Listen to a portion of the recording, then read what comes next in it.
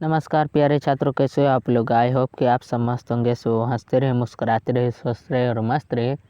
तो प्यारे छात्रों, आज आप लोगों का हम कराने वाले हैं विद्युत धारा चुंबकीय प्रभाव चैप्टर का VVI सब्जेक्टिव क्वेश्चन, जो कि आपको बोर्ड एग्जाम में बहुत ही आपको हेल्प करेगा और बोर्ड एग्जाम 2025 में बहुत होगा इससे हेल्प, क्योंकि इससे आपको मिलने वाला है 10 नंबर का क्वेश्चन। ठीक, 10 नंबर का सब्जेक्टिव क्वेश्चन आपको आने वाला है बोर्ड एग्जाम 2025 में। तो क्लास को पूरा जरूर देखिएगा। ठीक, तो चलो भाई स्टार्ट करते हैं। पहला क्वेश्चन देखो क्या कह रहा है कि विद्युत चुम्बकीय प्रेरण से क्या समझते हैं।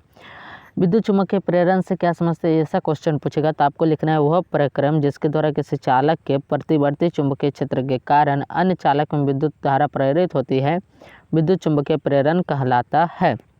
ठीक मेरे भाई, नेक्स्ट क्वेश्चन आपका देखा जाए तो नेक्स्ट क्वेश्चन आपका क्या कह रहा है कि विद्युत मोटर के कुछ उपयोगों को लिखें। विद्युत मोटर के कुछ उपयोग पूछे तो वहाँ पर लिखना है कि विद्युत मोटर के उपयोग निम्नलिखित है, जैसे कि विद्युत पंखा में, रेफ्रिजरेटर में, विद्युत मिश्रकों में, वॉशिंग मशीन में, MP3 प्लेयर में, इन सब में विद्युत मोटर का उपयोग होता है। ठीक मेरे भाई, अब नेक्स्ट क्वेश्चन चले।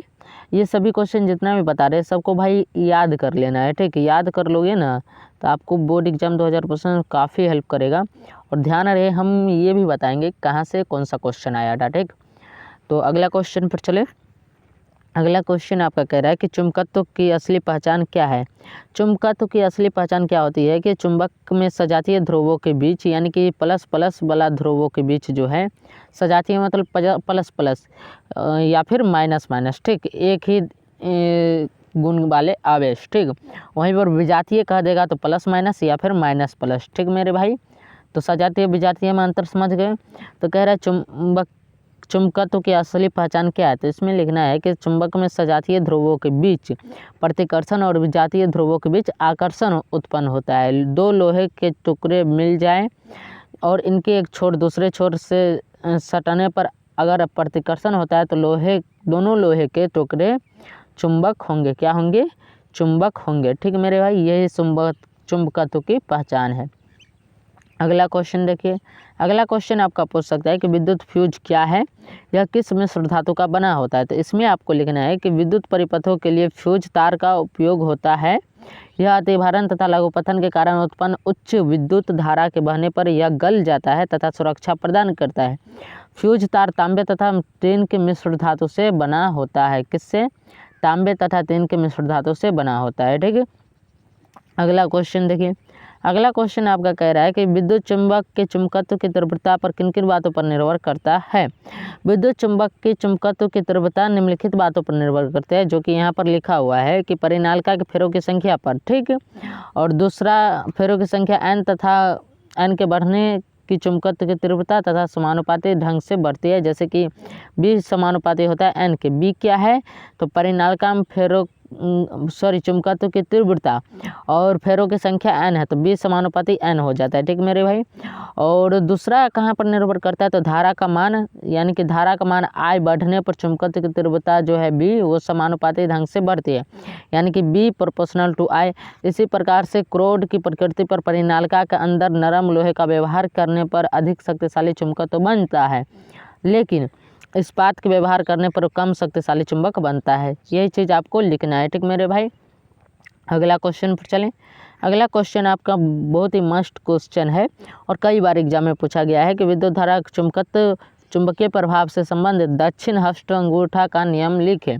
तो इसमें लिखना है दक्षिण हस्त अंगूठा का नियम है, जब दाहिने हाथ की तर्जनी उंगली, मध्यमा उंगली और अंगूठा इस प्रकार फैलाकर रखा जाता है कि 3 उंगलियां एक दूसरे के साथ लंबवत हो। अगर तर्जनी उंगली चुंबकीय बल की दिशा की ओर, अंगूठा चुंबक की गति की दिशा की ओर इंगित करे, तो मध्यमा उंगली जो है वो प्रेरित धारा की दिशा को इंगित करेगा। ठीक है मेरे भाई, बस यही लिखना है। अगला क्वेश्चन, फ्लेमिंग के वाम हस्त नियम को लिखें। अगला क्वेश्चन क्या कर रहा है, फ्लेमिंग के वाम हस्त नियम को लिखे थे। फ्लेमिंग के वाम हस्त नियम में क्या लिखना है आप लोगों को, वो देखिए फ्लेमिंग के वाम हस्त नियम को लिखे। इसमें आपको लिखना है कि फ्लेमिंग के वाम हस्त नियम अपने बाएं हाथ की तर्जनी, ठीक, मध्यमा व अंगूठा को परस्पर लंबवत फैलाएं। जैसे यहाँ पर आपको देखने को मिल रहा होगा, बाएं हाथ की तर्जनी ये हो गया, अंगूठा और मध्यमा ये हो गया, ठीक मेरे भाई। इसको लंबवत फैलाना है। लंबवत फैलाने पर हमें देखने को क्या मिलेगा, यदि तर्जनी चुंबकीय क्षेत्र की दिशा तथा मध्यमा धारा की दिशा प्रदर्शित करते हो। तर्जनी ये चुंबकीय क्षेत्र की दिशा और मध्यमा यानी कि जो बीच वाला अंगुली होती है वो धारा की दिशा प्रदर्शित करता हो। तो चालक की गति की दिशा किस ओर होगी, अंगूठी की दिशा की ओर होगी। चालक की गति की दिशा किधर होगी, अंगूठे की ओर होगी, ठीक मेरे भाई। यही चीज़ लिखना है। बाकी आपसे फिगर बने तो ये वाला फिगर जरूर बनाइएगा। कौन वाला फिगर मेरे भाई, तो ये जो फिगर आपको देखने को मिल रहा है ये वाला फिगर जरूर बनाइएगा, ठीक मेरे भाई।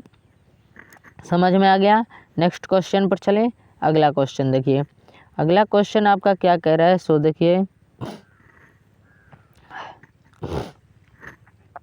सॉरी भाई, अगला क्वेश्चन आपका कह रहा है कि एक सेकंड, कह रहा है कि विद्युत धारा की प्रबलता की परिभाषा दें। विद्युत धारा की प्रबलता की परिभाषा में सिंपल सा लिखना है कि किसी चालक तार से प्रति सेकंड बहने वाले आवेश को विद्युत धारा की प्रबलता कही जाती है। यानी कि विद्युत धारा की प्रबलता में लिखना है I बराबर Q/T, ठीक। क्या लिखना है, I बराबर Q/T। समझ में आ गया। नेक्स्ट क्वेश्चन देखो, नेक्स्ट क्वेश्चन कह रहा है कि चुंबक किसे कहते हैं। चुंबक किसे कहते हैं, इसमें लिखना है कि वे पदार्थ चुंबक कहे जाते हैं जो चुंबकीय पदार्थ को अपनी ओर आकर्षित करता है। इसे स्वतंत्रतापूर्वक वायु में लटकाने पर उत्तर दक्षिण दिशा को इंगित करता है। इसमें उत्तर और दक्षिण दो ध्रुव होते हैं, सिंपल सा, ठीक मेरे भाई। अगला क्वेश्चन पर चलें। अगला क्वेश्चन क्या कह रहा है, सो देखिए, अगला क्वेश्चन आपका कह रहा है कि दो चुंबकीय क्षेत्र रेखाएं एक दूसरे को प्रतिच्छेद क्यों नहीं करती है। तो इसमें लिखना है अगर चुंबकीय क्षेत्र रेखाएं एक दूसरे को प्रतिच्छेद करती है तो क्षेत्र के किसी बिंदु पर विशेष पर दिक् सूची दो दिशाओं को इंगित करता जो है वो असंभव है। यही कारण है कि दो चुंबकीय क्षेत्र रेखाएं एक दूसरे को प्रतिच्छेद नहीं करती है, ठीक। सिंपल सा ये लिखना है। अगला क्वेश्चन पर चले। अगला क्वेश्चन में आपका क्या है, सो देखिए, अगला क्वेश्चन आपका कह रहा है कि दिश धारा के कुछ स्रोतों के नाम बताएं। तो इसमें सिंपल सा बैटरी और विद्युत मोटर दो स्रोत लिख देना है, बात खत्म। नेक्स्ट क्वेश्चन पर चलें। नेक्स्ट क्वेश्चन आपका क्या कह रहा है, सो देखिए, कह रहा है कि विद्युत जनित्र के सिद्धांत क्या है। इसमें लिखना है कि विद्युत जनित्र में यांत्रिक ऊर्जा का उपयोग चुंबकीय क्षेत्र में रखे किसी चालक को घूर्णी गति प्रदान करने में किया जाता है। इसी कारण विद्युत धारा उत्पन्न होती है। अतः विद्युत जनित्र में यांत्रिक ऊर्जा को विद्युत ऊर्जा में परिवर्तित किया जाता है। बस सिंपल सा भाई इतना ही लिखना है और याद कर लेना, ठीक, ताकि आप एग्जाम में लिख पाओ। अगला क्वेश्चन पर चलें। अगला क्वेश्चन आपके कह रहा है कि प्रत्यावर्ती धारा से कौन दो हानियाँ होती है। तो उसमें लिखना है प्रत्यावर्ती धारा से निम्नलिखित हानियाँ होती है। कौन कौन, प्रत्यावर्ती धारा से विद्युत लेपन तथा बैटरियों का आवेशन नहीं किया जा सकता है, पहला। दूसरा यह कि इस धारा से विद्युत विच्छेदन नहीं किया जा सकता है, सिंपल सा, ठीक मेरे भाई। अगला क्वेश्चन पर चलो। अगला क्वेश्चन आपका कह रहा है कि लघु पथन से आप क्या समझते हैं। इस क्वेश्चन के आंसर में लिखना है कि किसी कारण से जब जीवित तार और उदासीन तार एक दूसरे से सट जाते हैं, मतलब जिसमें विद्युत धारा प्रवाहित हो रही हो और जिसमें नहीं हो रही हो, दोनों तार किसी वजह से अगर सट जाते हैं तो लघु पथन की स्थिति उत्पन्न हो जाती है। इस परिस्थिति में प्रतिरोध शून्य हो जाता है और परिपथ में तीव्र धारा बहने लगती है। यानी कि परिपथ में इतनी तेजी से करंट बहने लगता है कि कोई उसे टच भी करेगा तो मारा जाएगा, और दूसरा उससे चिंगारी निकलना स्टार्ट हो जाता है, तीव्र धारा बहने लगती है, ठीक। धारा के उच्च होने पर काफ़ी ताप उत्पन्न होता है जिससे अग्नि की उत्पत्ति होने लगती है तथा परिपथ में आग लगने का भय रहता है, ठीक मेरे भाई। समझ में आ गया, यानी कि शॉर्ट सर्किट वाला, ठीक। अगला क्वेश्चन पर चलें। अगला क्वेश्चन आपका क्या कह रहा है, सो देखिए, अगला क्वेश्चन आपका कह रहा है कि विद्युत बल्ब में निष्क्रिय गैस क्यों भरी जाती है। तो इसमें लिखना है मेरे भाई कि बल्ब के अंदर टंगस्टन का तार रहता है। क्या रहता है, टंगस्टन का तार रहता है। इस तार का बना कुंडली बल्ब के अंदर उत्पन्न ताप के कारण प्रकाश देता है। अगर बल्ब में ऑक्सीजन की उपस्थिति होगी तो कुंडली ऑक्सीकृत होकर क्या होगा, कुंडली ऑक्सीकृत होकर जल जाएगा और बल्ब फ्यूज कर जाएगा। यही कारण है कि बल्ब के अंदर निष्क्रिय गैस N2 या फिर आर्गन, जिसको AR सूचित किया जाता है, आदि भरा जाती है ताकि बल्ब फ्यूज नहीं हो सके। समझ में आ गया मेरे भाई, बस इतना ही लिखना है। अगला क्वेश्चन पर चलें। अगला क्वेश्चन आपका क्या कह रहा है, सो देखिए अगला क्वेश्चन आपका कह रहा है कि विद्युत चुंबक और अस्थायी चुंबक में अंतर बतावें। तो इसमें लिखना है नरम लोहे के क्रोध पर धारावाही कुंडली लपेटकर धारा प्रवाहित की जाए तो यह विद्युत चुंबक बन जाता है। इसका चुंबकत्व तभी तक रहता है जब तक कुंडली में विद्युत धारा प्रवाहित होती रहती है, ठीक। और अस्थायी चुंबक में लिखना है कि कार्बन स्टील के छड़ को धारावाही कुंडली कर में रख दिया जाए तो कुछ देर बाद यह चुंबक बन जाता है। अब धारा का बहना बंद कर दिया जाता है तब भी यह छड़ अपने चुंबकत्व का त्याग नहीं करता है, यह अस्थायी चुंबक कहलाता है। समझ में आ गया। अगला क्वेश्चन देखिए, अगला क्वेश्चन क्या कह रहा है। अगला क्वेश्चन आपका कह रहा है कि परिनालिका की सहायता से अस्थायी चुंबक कैसे बनता है। तो इसमें लिखना है जब एक स्टील के छड़ को कुंडली के गर्भ में रख दी जाती है और विद्युत धारा प्रवाहित की जाती है तो स्टील का छड़ अस्थायी चुंबक बन जाता है, इसे विद्युत चुंबक कहा जाता है, ठीक है। इसका अगर फिगर होगा तो वो भी दिखाने की कोशिश करेंगे, जो कि आप यहाँ पर देख सकते हो, ठीक है मेरे भाई। परिनालिका में स्टील की छड़ रख दिया है, ये जो लंबा लंबा गया है ये स्टील का छड़, और जो ये घूर्णी गति से गया है ये परिनालिका है, ठीक मेरे भाई। इससे क्या हुआ कि ये एक अस्थायी चुंबक बन गया, ठीक। अगला क्वेश्चन पर चलें। अगला क्वेश्चन आपका क्या कह रहा है, सो देखिए अगला क्वेश्चन कह रहा है कि विद्युत चुंबक की 2 विशेषताओं को लिखें। तो यहाँ पर हमने 3 विशेषता बता दिया है, हालांकि 2 ही पूछ रहा है, सॉरी, विद्युत चुंबक की विशेषताओं को लिखें। तो यहाँ पर क्या लिखना है कि पहला कि विद्युत चुंबक का चुंबकत्व अस्थायी नहीं होता है, जब तक धारा बहती है चुंबकत्व कायम रहता है और धारा के बंद होने पर चुंबकत्व समाप्त हो जाता है। दूसरा विशेषता, विद्युत चुंबक के एक छोर पर उत्तरी ध्रुव और दूसरे छोर पर दक्षिणी ध्रुव पैदा हो जाते हैं। धारा की दिशा उल्टाने पर ध्रुवों की स्थिति बदल जाती है। तीसरा जो आपको विशेषता लिखना है वो ये लिखना है कि विद्युत चुंबक के चुंबकत्व की तीव्रता परिनालिका में फेरों की संख्या, धारा के मान तथा क्रोध की प्रकृति पर निर्भर करता है। समझ में आ गया मेरे भाई। अगला क्वेश्चन पर चलें। अगला क्वेश्चन देखिए क्या कह रहा है। अगला क्वेश्चन आपका कह रहा है कि चुंबकीय क्षेत्र को उत्पन्न करने वाले 3 तरीकों की सूची बनाइए। तो चुंबकीय क्षेत्र को उत्पन्न करने वाले 3 तरीकों की सूची ऐसे लिख देना है। पहला प्राकृतिक एवं कृत्रिम चुंबक, दूसरा विद्युत चुंबक, और तीसरा एक चालक, एक कुंडली एवं एक परिनालिका जिससे विद्युत धारा प्रवाहित होती है, ठीक। अगला क्वेश्चन देखिए। अगला क्वेश्चन आपका क्या कह रहा है, इसको थोड़ा सा जूम कर ले मेरे भाई। चलो अगला क्वेश्चन अब क्लियर आपको दिख रहा होगा। इसमें कह रहा है कि फ्यूज के तार के 3 प्रमुख विशेषताएं क्या है। तो फ्यूज के तार के 3 प्रमुख विशेषताएं निम्नलिखित है। कौन कौन? इसका प्रतिरोध उच्च होता है, ठीक। दूसरा इसका गलनांक न्यूनतम होता है, ठीक। तीसरा घरों में 220 वोल्ट पर 5 एम्पियर अनुपातांक का फ्यूज व्यवहार होता है, ठीक। अगला क्वेश्चन पर चलें। अगला क्वेश्चन आपका कह रहा है कि चुंबकीय क्षेत्र रेखाओं की सूची बनाइए, गुणों की सूची बनाइए। तो इसमें लिखना है कि ये बल रेखाएं बंद वक्र होती है। दूसरा गुण क्या लिखना है कि जहाँ पर क्षेत्र रेखाएं एक दूसरे के निकट रहती है वहाँ चुंबकीय क्षेत्र अधिक प्रबल होता है।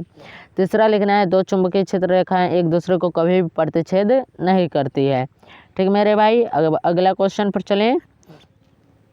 अगला क्वेश्चन आपका क्या कह रहा है, सो देखा जाए तो अगला क्वेश्चन आपका कह रहा है कि चुंबक के निकट लाने पर, इसको थोड़ा सा जूम कर लिए। अब चलो क्या करें, चुंबक के निकट लाने पर दिक्सूचक की सुई विक्षेपित क्यों हो जाती है, भी यह क्वेश्चन है मेरे भाई। तो इसमें लिखना है दिक्सूचक सुई एक छोटा चुंबक होता है जिसमें N ध्रुव और S ध्रुव मौजूद है। जब चुंबक के समीप इसे लाया जाता है तब इन ध्रुवों के बीच आकर्षण तथा प्रतिकर्षण के कारण चुंबकीय सुई विक्षेपित हो जाती है, ठीक मेरे भाई। अगला क्वेश्चन देखा जाए। अगला क्वेश्चन आपका क्या कह रहा है कि पृथ्वी के चुंबकीय क्षेत्र के संबंध में क्या जानते हैं। तो इसमें लिखना है पृथ्वी के चुंबकीय क्षेत्र के संबंध में क्या जानते हैं। तो इसमें लिखना है आपको कि पृथ्वी एक विशाल चुंबक की भांति कार्य करता है।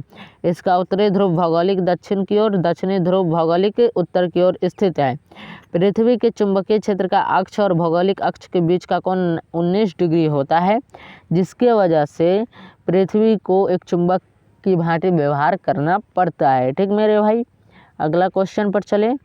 अगला क्वेश्चन देखिए क्या कह रहा है। अगला क्वेश्चन आपका कह रहा है कि परिनालिका में विद्युत धारा प्रवाहित होने पर इसका कौन सिरा उत्तरी ध्रुव और कौन सिरा दक्षिणी ध्रुव जैसा बर्ताव करती है, समझावे। तो इसमें लिखना है परिनालिका के जिस सिरे को देखने पर वह विद्युत धारा सुई के घूमने की दिशा में हो वह सिरा दक्षिणी ध्रुव, और धारा वामावर्त हो यानी कि उल्टा हो तो वह सिरा उत्तरी ध्रुव जैसा व्यवहार करेगा। ठीक। अगला क्वेश्चन आपका कह रहा है कि चुंबकीय क्षेत्र रेखाएं क्या होती है, किसी बिंदु पर चुंबकीय क्षेत्र की दिशा कैसे निर्धारित की जाती है, चुंबकीय क्षेत्र रेखाओं के 2 प्रमुख गुणधर्म लिखें। तो इसमें आपको लिखना है कि चुंबकीय क्षेत्र रेखाएं चुंबकीय क्षेत्र में चुंबकीय क्षेत्र की दिशा और परिमाण को दर्शाता है। किसी बिंदु पर चुंबकीय क्षेत्र की दिशा एक चुंबक के उत्तरी ध्रुव को उस बिंदु पर रखने पर उसकी दिशा में समक्ष होती है। चुंबकीय बल रेखाओं के निम्नलिखित गुणधर्म है। कौन कौन? तो चुंबकीय बल रेखाएं एक दूसरे को नहीं काटती है। बल रेखाओं की संख्या अधिक होने पर चुंबकीय क्षेत्र की शक्ति काफ़ी बढ़ जाती है। ठीक। अगला क्वेश्चन पर चलें। अगला क्वेश्चन आपका कह रहा है कि औषधि में चुंबकत्व का क्या महत्व है। तो इसमें लिखना है हमारे शरीर के तंत्रिका कोशिकाओं के अनुदिश दुर्बल आयन धाराएं चुंबकीय क्षेत्र उत्पन्न करती हैं। जब हम किसी वस्तु को स्पर्श करते हैं तो तंत्रिकाएं एक विद्युत आवेश को पेशी तक भेज देती है। यह आवेश एक अस्थायी चुंबकीय क्षेत्र उत्पन्न करता है। यह चुंबकीय क्षेत्र हृदय और मस्तिष्क में उत्पन्न हो जाते हैं और क्षेत्र शरीर के विभिन्न भागों में प्रतिबिंब प्राप्त करते हैं। यह तकनीक चुंबकीय अनुनाद प्रतिबिंब कहलाता है। क्या कहलाता है? चुंबकीय अनुनाद प्रतिबिंब कहलाता है। चिकित्सा निदान में इन प्रतिबिंबों का उपयोग किया जाता है, अतः चिकित्सा विज्ञान में चुंबकत्व के महत्वपूर्ण उपयोग है। ठीक मेरे भाई, बस इतना ही लिखना है आपको। अगला क्या लिखना है सो देखिए। अगला क्वेश्चन आप देखिए। अगला क्वेश्चन आपका कह रहा है कि चुंबकीय बल रेखाओं को देखकर क्या निष्कर्ष निकाले जा सकते हैं। तो इसमें लिखना है चुंबकीय बल रेखाओं के देखने पर यह पता चलता है कि चुंबक के दोनों ध्रुवों के पास बल रेखाएं काफ़ी समीप हैं यानी कि सघन है, अर्थात ध्रुवों पर चुंबकीय बल अधिक है। बल रेखाओं के अन्य भागों पर बल रेखाएं दूरस्थ हैं, अतः इन क्षेत्रों में चुंबकीय बल अपेक्षाकृत कम है। बल रेखाएं एक दूसरे को प्रतिच्छेद नहीं करती है। अगर 2 क्षेत्र रेखाएं एक दूसरे को काटेगी तो वहाँ क्षेत्र की 2 दिशाएं होगी जो असंभव है। ठीक मेरे भाई, अब आगे तो क्वेश्चन नहीं है, क्वेश्चन का हुआ एंडिंग। तो मेरे भाई यहाँ तक आप क्लास किए हो तो भाई चैनल को सब्सक्राइब ज़रूर कीजिएगा ताकि नेक्स्ट जो वीडियो है वो आप तक पहुँच पाए आसानी से। और चैनल को सब्सक्राइब करके बेल आइकन को यानी कि घंटी के निशान को ऑल पे क्लिक ज़रूर कर लीजिएगा। ठीक मेरे भाई, बाकी आज के क्लास को यहीं पर एंड करते हैं। और बीच में केमिस्ट्री का एक ऑब्जेक्टिव सेशन इसलिए आ गया क्योंकि भाई क्लास एक तो रिकॉर्ड नहीं था सब्जेक्टिव का, और दूसरी बात ये थी कि हमको कुछ काम आ गया था बहुत ज़रूरी, ठीक, जिसकी वजह से क्लास रिकॉर्ड नहीं हो पाया सब्जेक्टिव का। इसलिए आपको बीच में एक दिन तो आपको क्लास हुआ ही नहीं और एक दिन आपको ऑब्जेक्टिव क्लास करना पड़ा।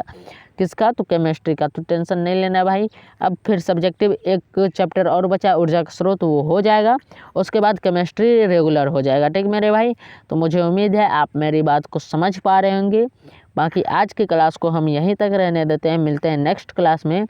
तब तक के लिए हंसते रहिए, मुस्कुराते रहिए, स्वस्थ रहिए और मस्त रहिए। जय हिंद, जय भारत, वंदे मातरम।